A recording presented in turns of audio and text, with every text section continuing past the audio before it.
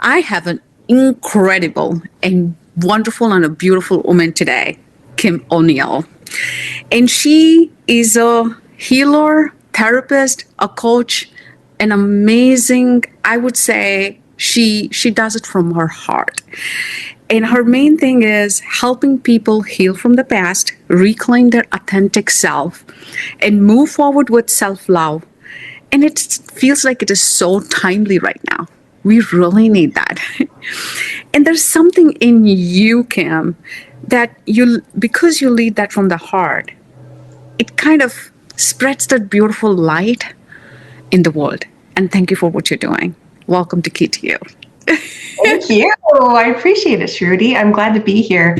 And I see the same thing through what you're doing. So thank you. All right. So let's start with that. How did you move into this world of therapist? What drawn you towards being a therapist? Let's start with that, and then a little bit about you, and then we'll dive into the questions. Sure. Ever since I was about 15, an interest sparked in me to want to be able to help people through one-on-one dialogue. And eventually it was like, I'd like to also speak to groups and more people. But just, through different challenges I experienced in my adolescence, and then also being able to see how some of that was able to help some of my friends at the time. Yeah. It was like, it was this sense of purpose and like, I like this. I can do this. It's rewarding to be able to help people and be able to, see relief show up in them. And it was ever since then. And the journey was not a straight journey because, I get it. It never is. No, but I'm finally here. I know. And I'm so proud of you. So what's one belief about yourself that you had to unlearn, right? Because we all need to unlearn in order to truly heal and move forward. Yeah, great question. This goes way back to early on in what I identify as my healing journey. And that was recognizing that I absolutely was affected by having an absent father. Now, as I say that, as I unpacked all of it, he wasn't truly absent. We had formed a bond very early on in my life, but I had so little time with him that it affected me and I felt the absence.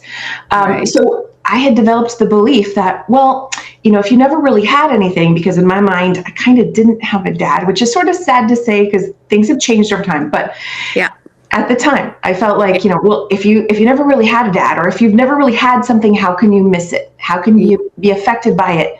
And you absolutely can. Yes. That's what changed. And believe me, because I grew up in a hostel where you're away from the home and craving to have your both parents with you to see that, hey, you're having an issue, you're crying, you need somebody to hug you or keep you, that, hey, I'm here for you. That the smallest thing was missing in my life for the early age of my life too. So I totally understand what you're saying. Don't want to deviate, but then it's not about they're not there, but it's not there when I really need in person, physically with me. Yes. Oh, absolutely. I'm glad you shared that. That's absolutely important. Yeah. Yeah. Thank you. All right. So if you could give your younger self one piece of advice about self-worth and relationships, what would it be? So the first thing that comes to mind is, so there's two things, okay? I have to give the first one and then the second one. So the first thing that comes to mind, and I know this is said so much out in the world, but you are perfect just the way you are. You just have to learn how to see that for yourself.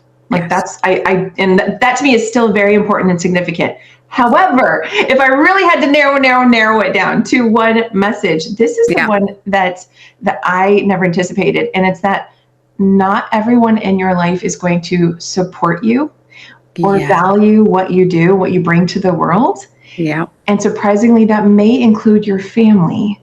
Yes. And so if that's the case, then I think it's really important to learn how to not allow the heartache of that impede your progress and what you're attempting to achieve. Right. So just, if we can recognize that, okay, wait a second. Yes, other people out, that aren't my family, sure, they may not support me, but also you might find that your own family doesn't. And that can be very heartbreaking. Yes. So learning that. I'm getting so emotional with this, what you're saying. And I feel like it's connect back to so many one of us, right?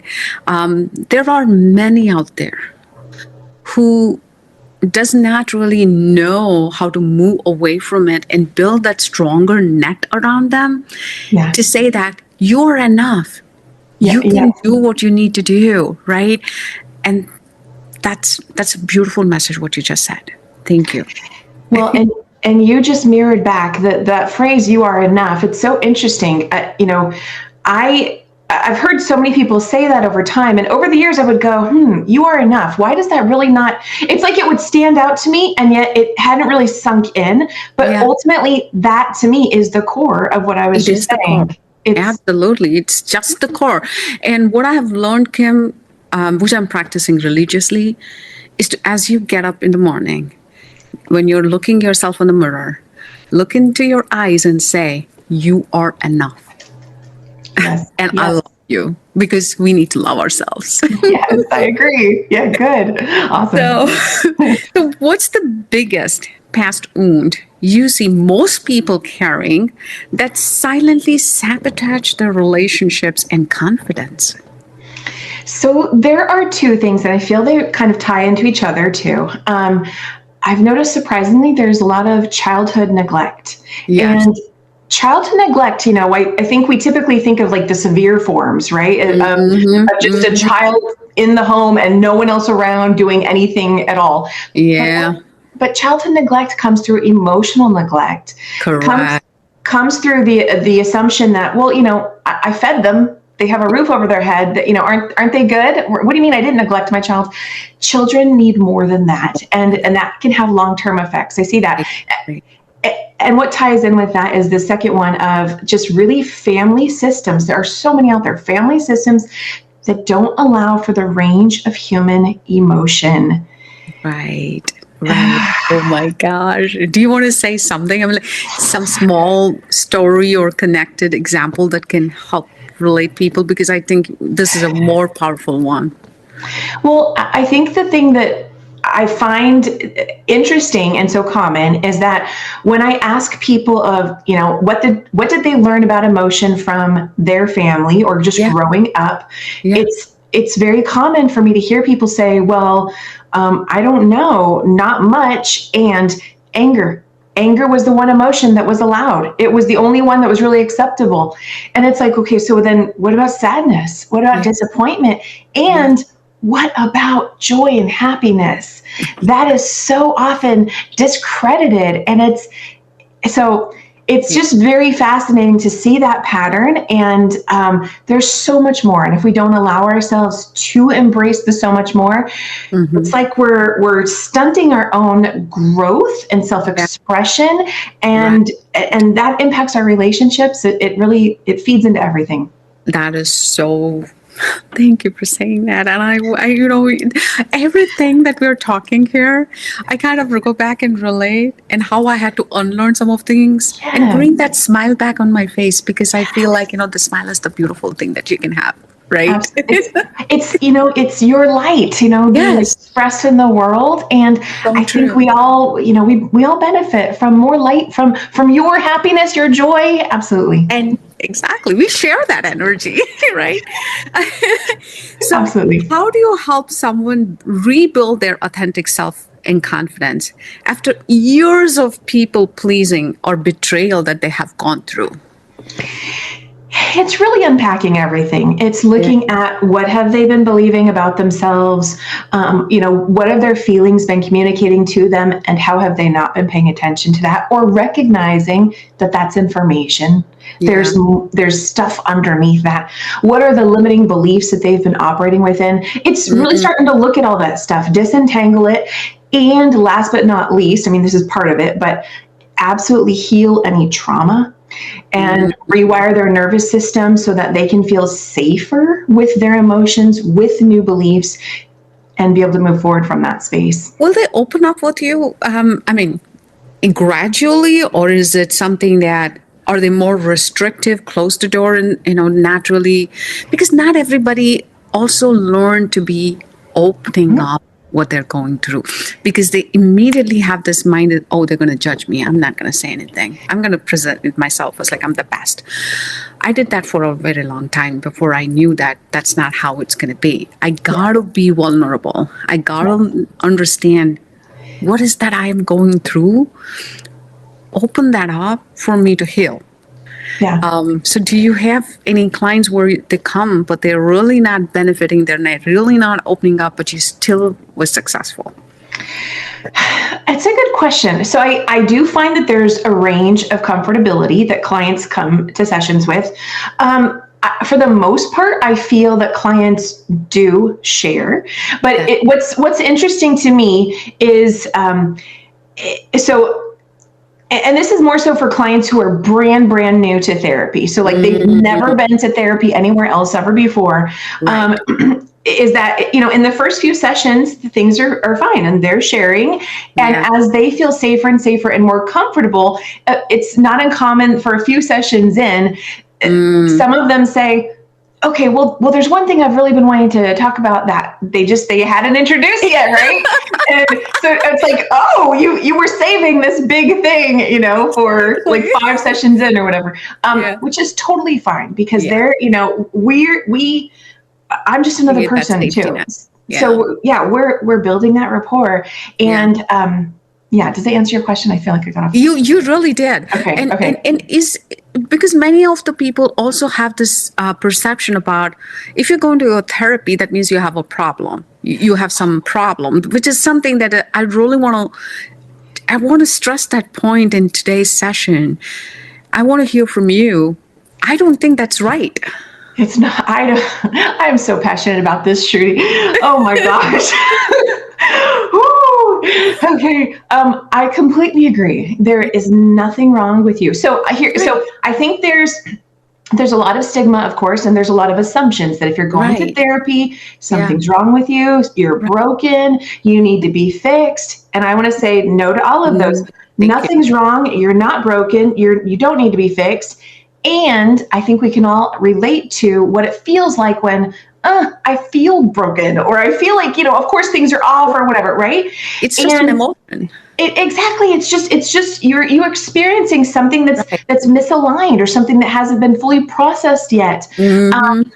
And we can all benefit from talking to another person who can hold that safe, non-judgmental space for us.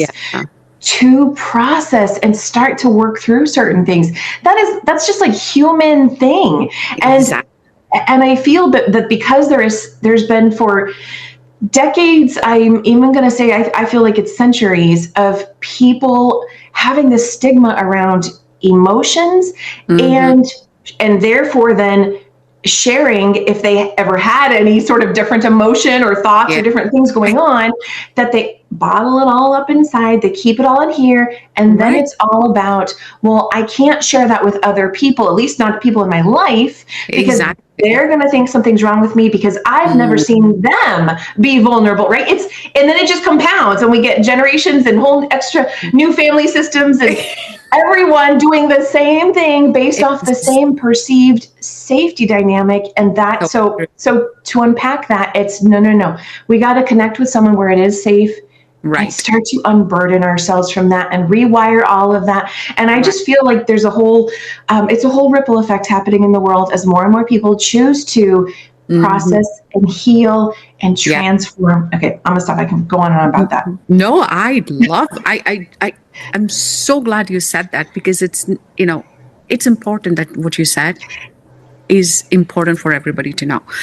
It's okay to share. It's okay to be vulnerable. You're not broken. I love what you said. You're not broken. You don't have a problem. You just are healing your past wounds and that emotion, killing that emotion out, which is not helping you to grow. Absolutely. Right?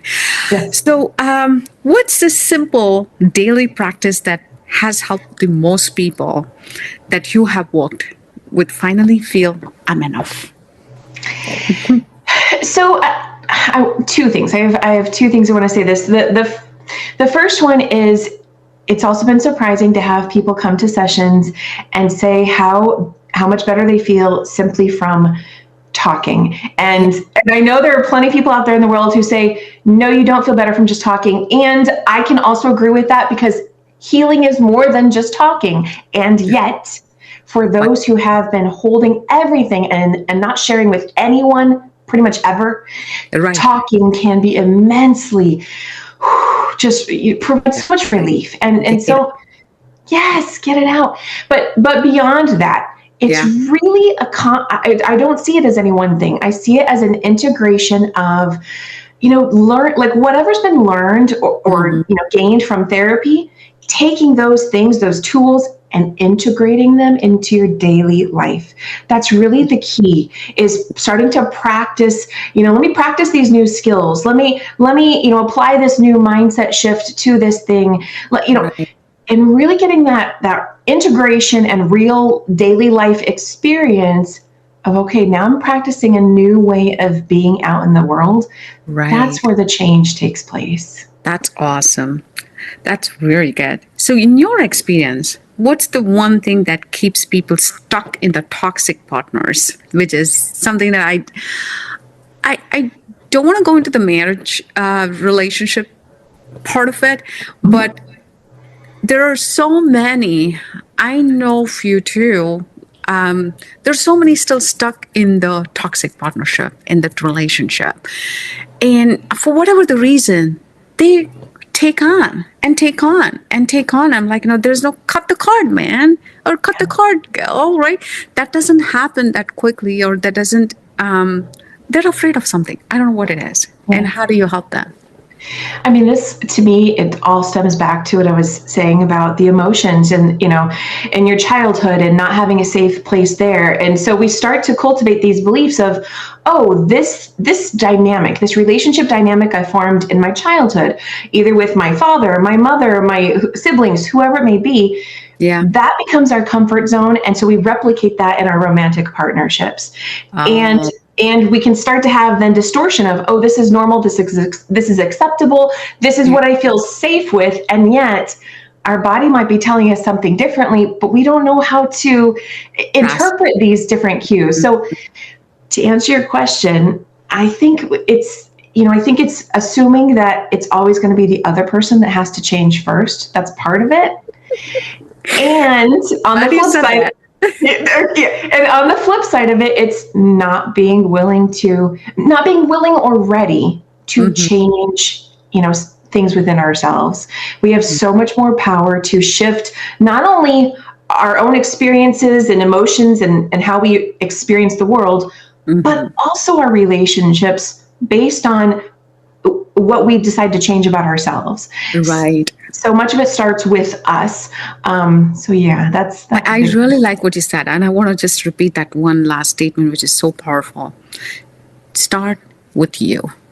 Yes. You need to understand, self-reflect, self-assess, and understand, change you, so around you will automatically change. And I really like what you said, because that's what the gist of it. And so even after that, if there's still a toxic, you know the answer already.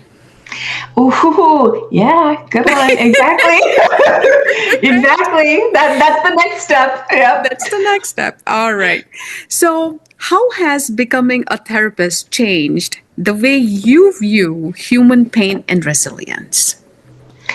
It's shown me, I mean, we know this. Well, I feel like so many of us know this. Anyway, it really has emphasized how similar so many of us are, and that a lot of us have the same core wounds. But because we haven't been sharing them with other people, we haven't been, doing some of that healing work, it's not uncommon to think you're so alone and you're the only one experiencing something.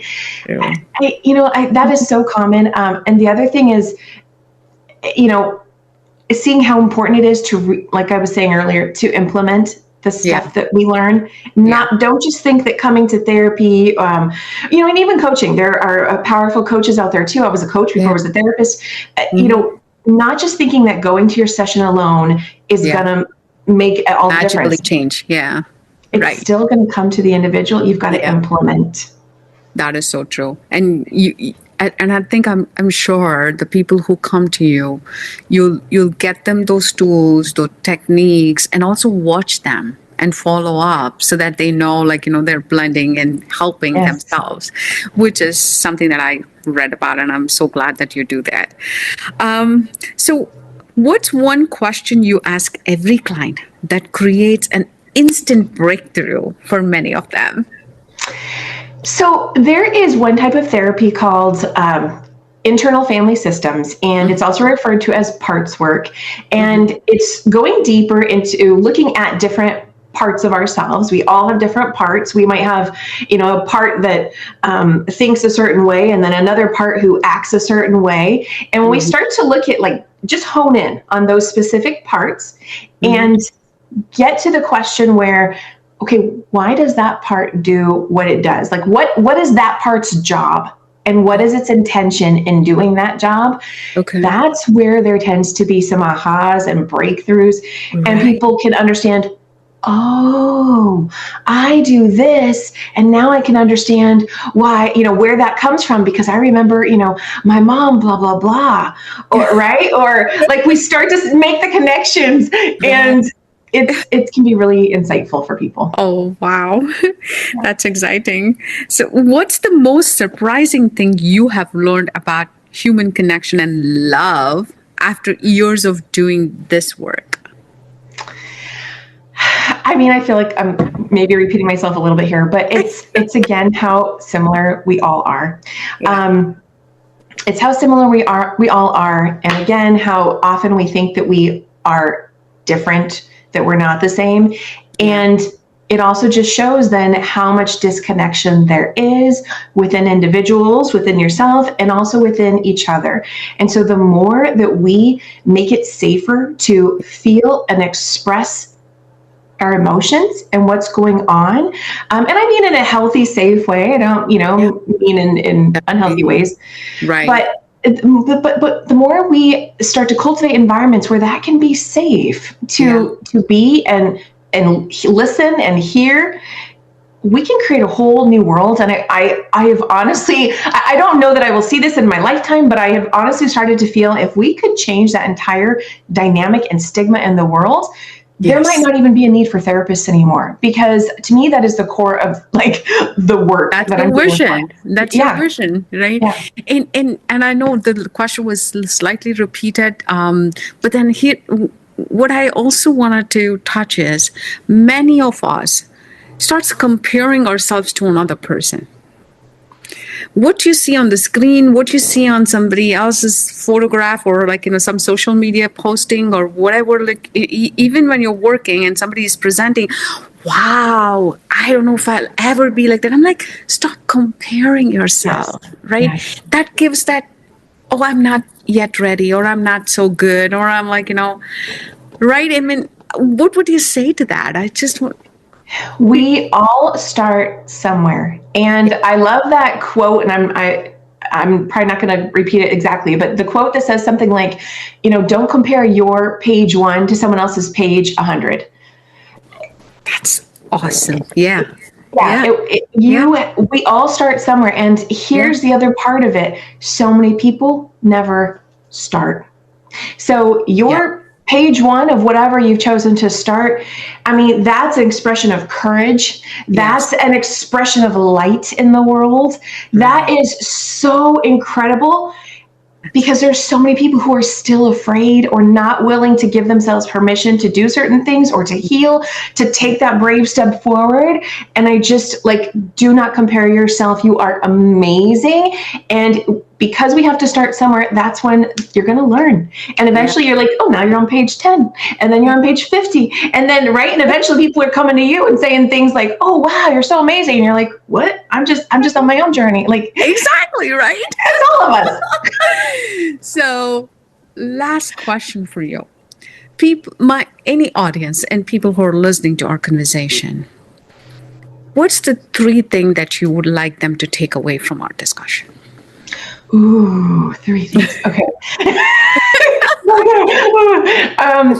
Well, you said something really good earlier, and that was about self-love. And the thing is, I tend to want to leap to that, like, you've got to love yourself. And because, so if we're kind of going with the avatar of a person who is not comfortable with their emotions, and, they haven't had safe places where they can express and be and all of that. Right. Then they might feel like, oh, it's hard to love myself. It's hard to do, what Shruthi was saying, of look in the mirror and say that I'm enough and all of that. And I agree, I totally get that. But have that in mind as one of your goals, to move in that direction. Because the more you can love and accept and embrace who you are, oh my goodness, so much, there's just going to be so much more ease in the world, and you also will be met with more people who can also see and love and embrace who you are. Exactly. It's just it's like it's a gift you give yourself that you then also give to others. And so I know you said 3 things, so I'm gonna go with just another extension of that. So what's one thing they can do to love themselves? Start by placing one hand on your heart, one hand on your abdomen. Take a deep breath in. Don't just think the breath, actually take a deep breath and start to validate your own experience. Yeah. Start to validate what you've been through, validate what you're feeling, and just have this moment where you show up for yourself. Yes. Because so often we also keep waiting for someone else to show up for us first before sorry. The minute I hold this, the energy that you feel is different. Sorry, I didn't mean to interrupt, but I said thank you for that. Yeah. It's a lot of these things that can seem very simple. Yes. But if we just still ourselves to do them, and feel the little subtle shifts and embrace it and cry it out, or maybe we gotta throw some stress balls around. That's we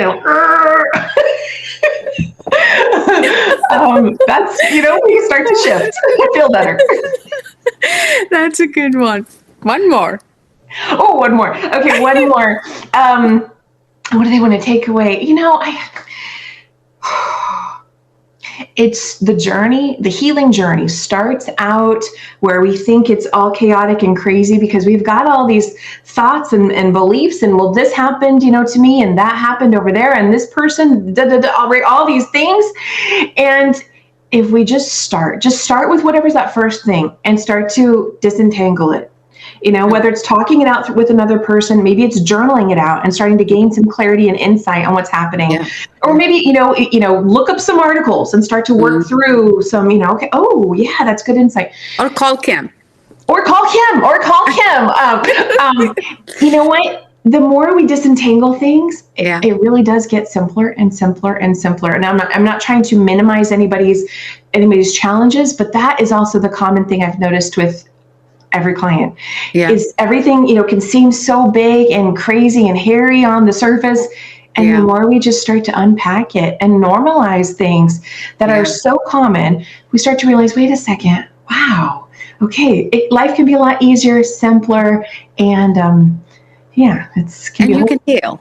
You can absolutely heal. Yes. That's awesome. It was so powerful, Kim, and I'm so thankful for you to be here and share that, especially now, especially the way the world is headed towards. There's so many changes and disruptions around us.